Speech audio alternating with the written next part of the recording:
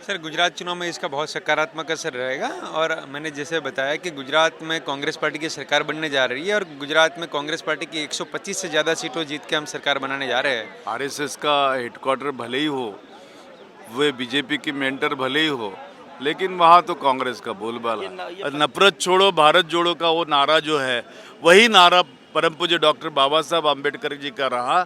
और पहली बार आम्बेडकरवादी आदरणीय श्री मल्लिकार्जुन खड़गे जी इस देश की राष्ट्रीय पार्टी कांग्रेस के अध्यक्ष निर्वाचित हुए। निश्चित रूप से इसका फायदा देश में मिलेगा ही। मैं इस समय जो कांग्रेस के नए निर्वाचित अध्यक्ष है मल्लिकार्जुन खड़गे, उनके आवास पर हूं और देखिए वो अब प्रेस कॉन्फ्रेंस के बाद लोगों से मिलने आ गए हैं। ये तस्वीरें दिखा रहा हूं और तमाम जो नेता हैं वो यहां आए हैं। ये तस्वीरें देखिए, मल्लिकार्जुन खड़गे जो हैं वो लोगों से मिलने आए हैं। काफ़ी भीड़ है, गहमा गहमी है और उसी दौरान तमाम पॉलिटिकल पार्टी के नेता हैं मेरे साथ। राजेश लौटिया सर, खास मौका है कांग्रेसियों के लिए, खुशी का मौका है कि पूरे देश में सिर्फ एक राजनीतिक पार्टी है जिसके अंदर अध्यक्ष पद के लिए चुनाव होता है और वो कांग्रेस पार्टी है। और आज उस चुनाव का नतीजा निकला है, मल्लिकार्जुन खड़गे जी उसके अंदर निर्वाचित हुए हैं। खुशी की बात है। आप देख रहे हैं किस तरीके का चारों तरफ उत्साह है लोगों के बीच। एससी डिपार्टमेंट के लिए क्या खास? देखिए, एससी डिपार्टमेंट पहले भी काम कर रहा था, अभी भी काम करेगा और हमारा जो भी पूरे देश के अंदर दलितों की आवाज़ मजबूत तरीके से उठाने का काम एससी डिपार्टमेंट कर रहा था। नेशनल दस्तक एक सवाल पूछ रहा है कि आखिर कब तक रिजर्व सीट पर एससी एसटी चुनाव लड़ेंगे जिसकी आबादी 35% है? क्या अब जब राष्ट्रीय अध्यक्ष शेड्यूल कास्ट से हैं किसी भी पार्टी में, मैं एक पार्टी पर नहीं कह रहा हूँ, अब पॉलिटिकल भागीदारी जनरल सीटों पर भी मिलनी चाहिए? मेरी हमेशा से इस बात के लिए मांग रहती है, संघर्ष रहता है और मैं रेगुलर बेसिस पे इस बात की आवाज़ उठाता हूँ कि जो रिजर्व कॉन्स्टिट्यूंसीज हैं वो बाबा साहब भीमराव अंबेडकर ने संविधान में हमको लिख कर दिए हैं। हमको तब अच्छा लगेगा, तब पता चलेगा कि हमारी सही मायनों में भागीदारी मिल रही है कि जब जनरल सीट के ऊपर भी एससी कैंडिडेट्स चुनाव लड़ेंगे। ये तो अब आपके तो राष्ट्रीय अध्यक्ष शेड्यूल कास्ट है, तो उनसे तो इस सवाल कि आप उनको सिर्फ शेड्यूल कास्ट कम्युनिटी से हैं। आप सिर्फ शेड्यूल कास्ट करके उनके कद को छोटा मत कीजिए। वो बड़े नेता हैं, देश के नेता हैं, वो सभी समुदाय के नेता हैं। उनका इतिहास अगर आप देखेंगे तो ब्लॉक अध्यक्ष से लेकर वो यहाँ तक पहुँचे। उनको सिर्फ एक दलित समुदाय तक सीमित मत रखिए। आए तो दलित समुदाय से राष्ट्रीय अध्यक्ष है, लेकिन गर्व की बात है, वो गर्व की बात है। लेकिन अगर ये कहना कि सिर्फ वो दलित समाज के नेता हैं, ये इस बात से मैं सहमत नहीं हूँ। ऐसा कहा, मैंने कहा शेड्यूल कास्ट कम्युनिटी से आते हैं। हाँ, वो आते हैं, उसके लिए मैं बता रहा हूँ, इसके बात का हमको गर्व है। लेकिन हमको खुशी इस बात की है कि पूरे देश के लोगों ने, हर वर्ग के लोगों ने उनको वोट देकर। आज कांग्रेस के किसी भी बहुजन नेता से मैं ज़्यादा सवाल पूछने के मूड में नहीं हूँ, क्योंकि आज उनका बड़ा दिन है और वो आप आज को बोलने नहीं देंगे, क्योंकि पार्टी के लिहाज से एक बड़ा अचीवमेंट है किसी भी राष्ट्रीय पार्टी में। अब तक सोचिए, ये तीसरा मौका है। पहले जगजीवन राम, बाबू जगजीवन राम बने थे, इससे पहले बंडारू लक्ष्मण बने थे बीजेपी के, और आज कांग्रेस के अध्यक्ष बने हैं मल्लिकार्जुन खड़गे। शुक्रिया सर हमसे बात करने के लिए। और भी लोग हैं, युवा नेता भी हैं। गुजरात चुनाव में क्या असर होगा इसका?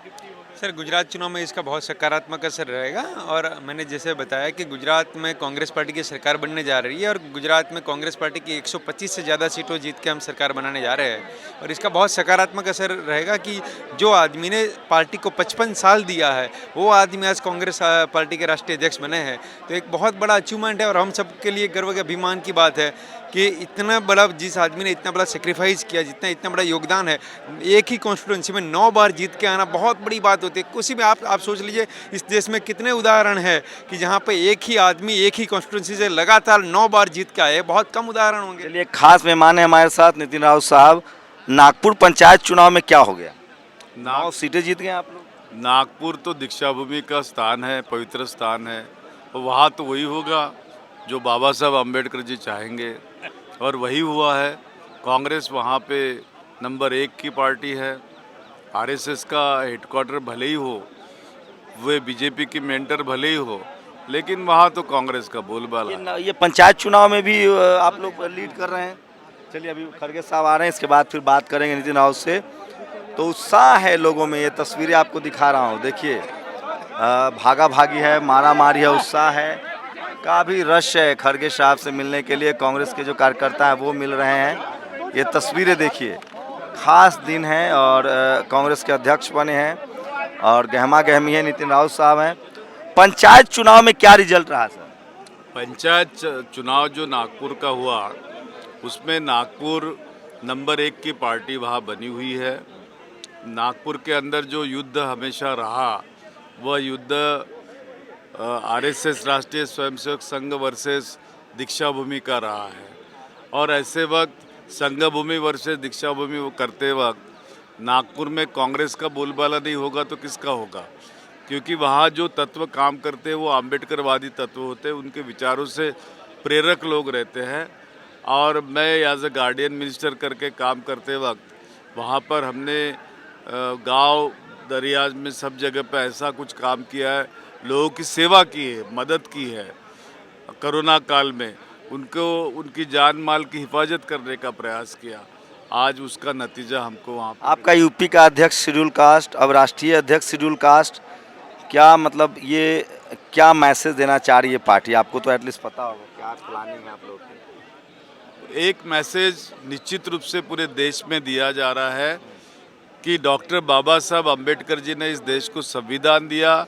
उस संविधान की रक्षा करने के लिए कांग्रेस पार्टी पुरजोर से अभी तक के 70 साल में लड़ते आ रही है, आगे भी लड़ने वाली है। और उसी के लिए हमारे नेता श्री राहुल गांधी जी ने आज भारत जोड़ो यात्रा यहाँ जारी रखी है। नफरत छोड़ो भारत जोड़ो का वो नारा जो है वही नारा परम पूज्य डॉक्टर बाबा साहब अम्बेडकर जी का रहा। और पहली बार अम्बेडकरवादी आदरणीय श्री मल्लिकार्जुन खड़गे जी इस देश की राष्ट्रीय पार्टी कांग्रेस के अध्यक्ष निर्वाचित हुए। निश्चित रूप से इसका फायदा देश में मिलेगा ही। उत्तर प्रदेश में दलित समाज के ही हमारे साथी वहाँ अध्यक्ष बने हैं, लेकिन खड़गे जी का आना इसका मतलब ही है कि देश के अंदर अंबेडकर जी के नाम का भूचाल आ जाना। क्या लगता है जब भी कांग्रेस बुरे वक्त में होती है तो दलित उनका सहारा बनते हैं? पहले जगजीवन बाबू को अध्यक्ष बनाया गया था, अब मल्लिकार्जुन खड़गे। जब आप सबसे खराब दौर से गुजर रहे हैं, देखिए बुरे दौर पर वही आदमी साथ देता है जो ईमानदार होता है और जो पूरी परंपरा के साथ अपने निष्ठा को कायम रखता है। इसलिए निष्ठा के ऊपर और उनकी नेतृत्व पर एक प्रकार से मुहर लगाई गई है और मैं समझता हूँ कि इनके नेतृत्व में निश्चित ही भारत के अंदर आपको बदलाव नजर आएगा। राव साहब एक सवाल और, 35% आबादी है SC ST की इस देश में, आप तो आपके राष्ट्रीय अध्यक्ष भी, हर पार्टी में यही स्थिति है, शेड्यूल कास्ट शेड्यूल ट्राइब को रिजर्व सीट के आगे फुल स्टॉप। क्या ये परंपरा तोड़ सकती है कांग्रेस? देखिए इसकी आबादी 35% है। देखिए इसके पहले भी परंपरा टूटी है, नहीं टूटी है ऐसा नहीं है।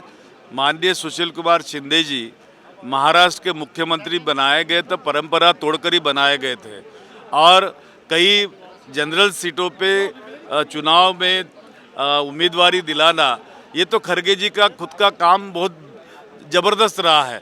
उन्होंने उनके कार्यकाल में कर्नाटक के अंदर कई जनरल सीटों पे दलितों को वहाँ एक मौका दिया है और वो चुनकर भी आए हैं।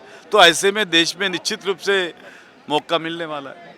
तो कांग्रेस ने एक बड़ा वो चुनाव जीत के आए हैं, लेकिन समझिए कि ऐसे वक्त में जब कांग्रेस अपने बुरे दौर से गुजर रही है, नितिन राउत साहब थे, महाराष्ट्र के कद्दावर नेता हैं, और कांग्रेस ने एक शेड्यूल कम्युनिटी से आने वाले, दलित समाज से आने वाले मल्लिकार्जुन खड़गे जिनका अपना बड़ा राजनीतिक अनुभव है, उनको अध्यक्ष पद का भार सौंपा है। एक बात आपको समझनी पड़ेगी कि इस देश में 35% से ज़्यादा की आबादी SC ST की है, लेकिन आज भी वो जो संवैधानिक प्रावधान है, जो डॉक्टर अम्बेडकर ने कॉन्स्टिट्यूशन में जो संवैधानिक प्रावधान किया था, आज भी वो रिजर्व सीटों पर ही चुनाव लड़ते हैं, चाहे पार्टी कोई भी हो। सवाल है कि क्या पॉलिटिकल इंसर्शन के दौर में, राजनीतिक भागीदारी के दौर में अब वो वक्त आ गया है कि SC ST OBC माइनॉरिटी को उनकी संख्या के हिसाब से राजनीतिक भागीदारी तय हो। क्या उसी कड़ी में देखा जाए कि मल्लिकार्जुन खड़गे का राष्ट्रीय सबसे पुरानी पार्टी का अध्यक्ष बनना उसी कड़ी का एक हिस्सा है, इसको शुरुआत कह सकते हैं। एक बात तो तय है कि जिस तरह से राजनीति का पैसाकरण हुआ है, जिस तरह से राजनीति में पैसे का बोलबाला हुआ है, वैसे दौर में मल्लिकार्जुन खड़गे जो एक आम परिवार से में जन्म लेते हैं, 9 बार चुनाव जीतते हैं, देश के सबसे अनुभवी नेताओं में से हैं, कांग्रेस ने उनको राष्ट्रीय अध्यक्ष बनाया है, लेकिन सवाल वही है कि क्या SC ST OBC माइनॉरिटी को पॉलिटिकल रिप्रेजेंटेशन उसकी संख्या के आधार पर मिलेगा, जो अब तक इस देश में नहीं है, चाहे पार्टी कोई भी हो। आप लोग अपनी प्रतिक्रिया जरूर दीजिए।